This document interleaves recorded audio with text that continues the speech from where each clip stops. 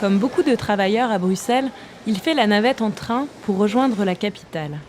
Par contre, pour Cédric, pas de costume-cravate, parce que son travail, bien qu'il soit situé en ville, est de cultiver la terre. Cédric vient d'être engagé chez Éco-Innovation. C'est aujourd'hui son premier jour de travail. Ici, on a le verger. Je vais m'occuper principalement de ce site-ci, Betravenzevoort, qui est un potager de 37 arts. Même sur une petite surface, on peut produire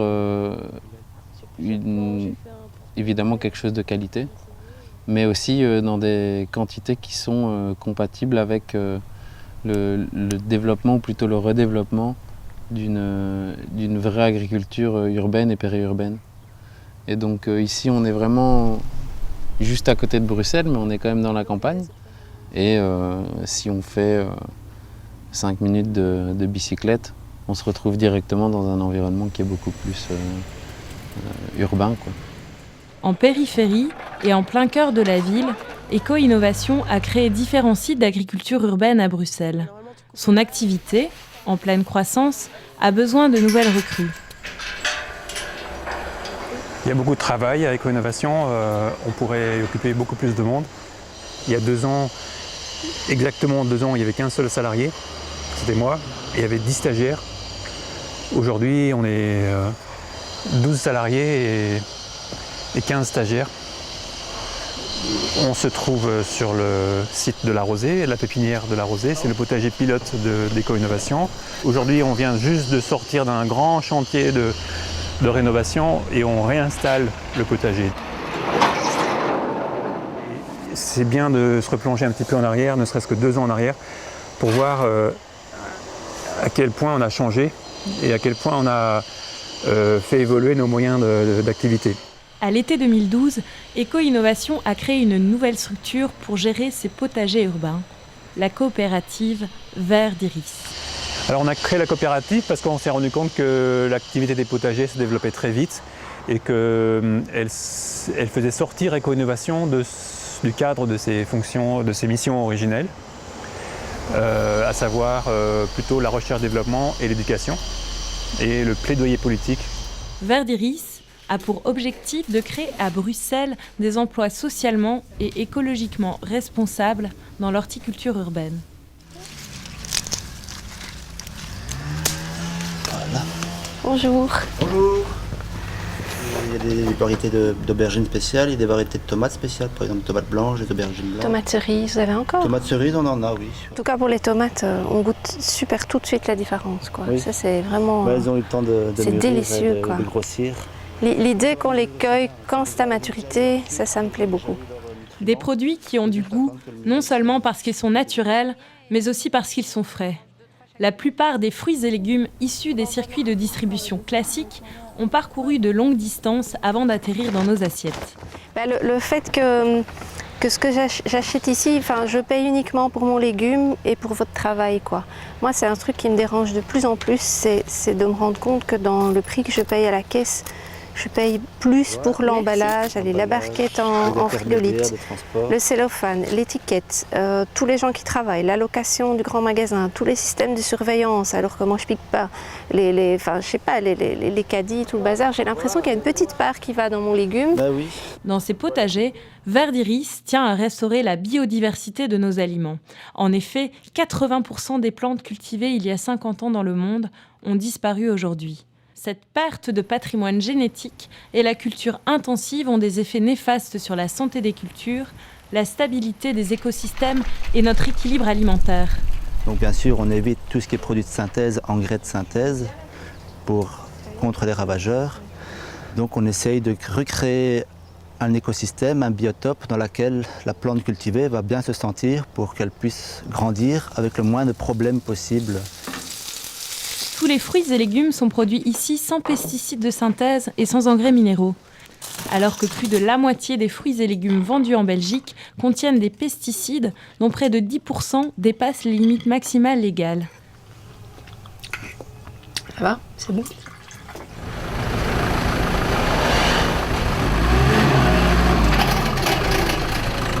Les bacs vont servir à planter les plantes dans des environnements urbains pour créer en partie des potagers mixtes et d'une autre partie de la vente au public ou aux écoles. Il y a beaucoup d'écoles qui sont motivées par ces bacs. Les écoles en ville n'ont pas de verdure dans les écoles, donc on crée la verdure comme ça. On a ici un exemple qu'on a installé chez l'architecte Skeuten qui consiste à un double bac sur une hauteur de 44 cm. La terre ici n'est pas tout à fait excellente, mais surtout il y a la question de devoir chaque fois tout faire à quatre pattes, donc se casser un peu le dos. Donc je trouvais que c'était plus intéressant de l'avoir un peu plus haut. Tu guides un peu ? On remarque un très fort intérêt des enfants du quartier. Dès qu'on est là, ils viennent, ils demandent est-ce qu'on peut vous aider avec quelque chose, est-ce qu'on peut arroser les plantes. Et donc je crois qu'il y a vraiment de la place pour un potager, pas seulement pour les enfants, mais aussi pour les habitants. On voit que les passants, ils aiment quand même passer par les bacs de culture au lieu de faire le tour qu'ils font normalement.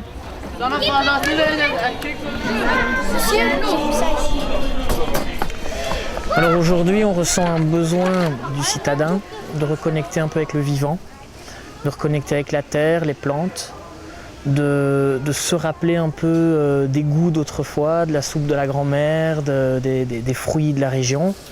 Donc avant, en effet, on cultivait des variétés locales, il y avait un savoir-faire intégré dans la ville. Sur différents espaces qui étaient exploités par la population. Ça s'est perdu, ces espaces se sont perdus, ce savoir-faire s'est perdu. Et aujourd'hui, pas mal de personnes ressentent ce besoin de revenir un peu à une implication dans son alimentation et un contact à la nature qui se perd malheureusement dans nos villes. Ce regain d'intérêt est d'autant plus nécessaire que les Belges ne consomment pas assez de fruits et légumes.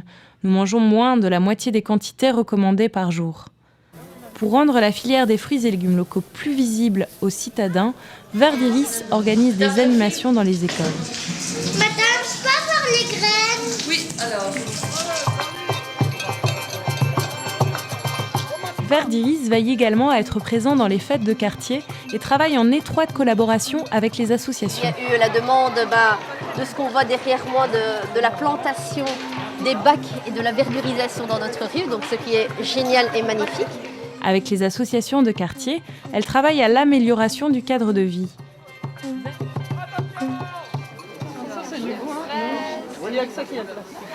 Et voilà, ici c'est vraiment fantastique pour les personnes des quartiers qui peuvent trouver un peu d'harmonie, puisque l'harmonie appelle l'harmonie.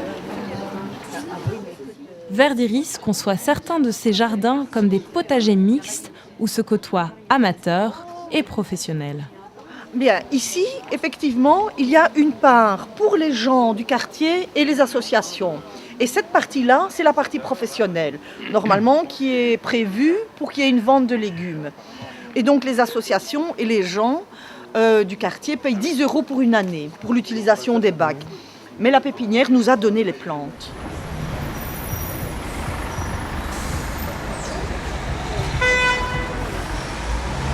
Il y a beaucoup d'intérêt à l'agriculture urbaine aujourd'hui, mais il y a aussi des limites qui ne sont pas très connues.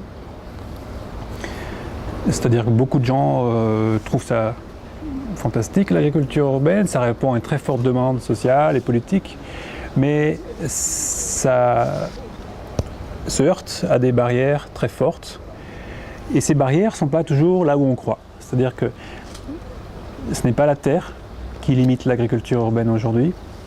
Ce n'est pas parce qu'il y a beaucoup de terres disponibles, abandonnées.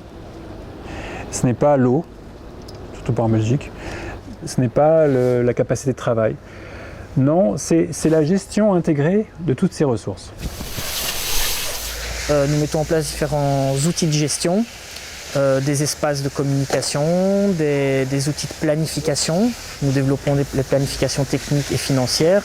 Nous mettons en place des systèmes de suivi également.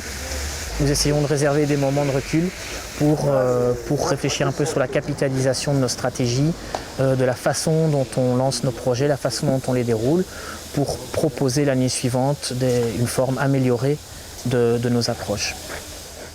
Verdiris met en application dans ses cultures les principes de l'intensification éco-fonctionnelle. Ces procédés permettent de produire mieux pour l'environnement et la société, tout en produisant plus pour les producteurs et les consommateurs. Verdiris crée des potagers qui ont une particularité, c'est que ces potagers ont une vocation commerciale. Cela dit, nous n'avons pas qu'une vocation commerciale, donc nous cherchons à produire pour le marché, mais nous cherchons aussi à assurer des fonctions autres, des fonctions paysagères, des fonctions écologiques, des fonctions récréatives, des fonctions éducatives, voire des fonctions touristiques. Donc nos potagers sont multifonctionnels. Donc là, on est ici, Ah ouais. comme ça. Ah ouais, d'accord. Mais c'est tout ça. Mais c'est tout touffu, il y a du bois partout là. Ouais. Franchement, c'est énorme. Hein. Tu peux mettre une quantité de fruitiers ici, mais Ouais. invraisemblable quoi. On utilise des espaces inoccupés, comme par exemple ici, où il y a 3 ans c'était encore impénétrable dans la brousse. Il y a pas mal d'espaces de ce type-là en région bruxelloise, des centaines d'hectares en fait. Donc évidemment, ces espaces ont un potentiel pour être valorisés par les potagers. Mais sur le plan économique, il y a aussi des enjeux, puisque nous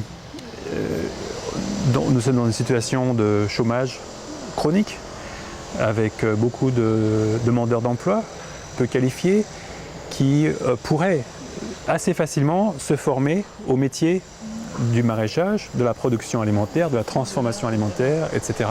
et tous les services associés. Selon une récente étude des facultés de Saint-Louis, en collaboration avec l'Observatoire bruxellois de l'emploi et Greenloop, 6 000 emplois pourraient être créés dans le maraîchage en région de Bruxelles-Capitale. En effet, le potentiel de surface exploitable dépasse 900 hectares, l'équivalent de 1800 terrains de football. Donc on produit ici juste à côté là sur Nerped, je ne sais pas si vous connaissez la zone rurale, voilà. Et donc là les légumes ont été cueillis cet après-midi. Verdiris soutient la production alimentaire locale, durable et socialement responsable. Ça fait très longtemps que j'ai conscience que c'est fort important d'assumer une partie de ses besoins alimentaires et que vivre en ville et être complètement dépendant d'un système dont on n'a aucun contrôle est quelque chose de complètement absurde. Plus je vais subvenir à mon alimentation par ce que produit le jardin, mieux je me sentirai, plus je serai en accord avec ce que je pense. Verdiris cultive des paysages de qualité qui améliorent le cadre de vie citadin. Verdiris crée dans la région bruxelloise des emplois dans les métiers émergents de l'agriculture urbaine. Participez au développement de Verdiris et devenez acteur du changement. Informez-vous sur nos activités, commandez vos paniers de fruits et légumes et créez vos bacs de culture. Investissez dans nos potagers urbains et devenez coopérateur de Verdiris.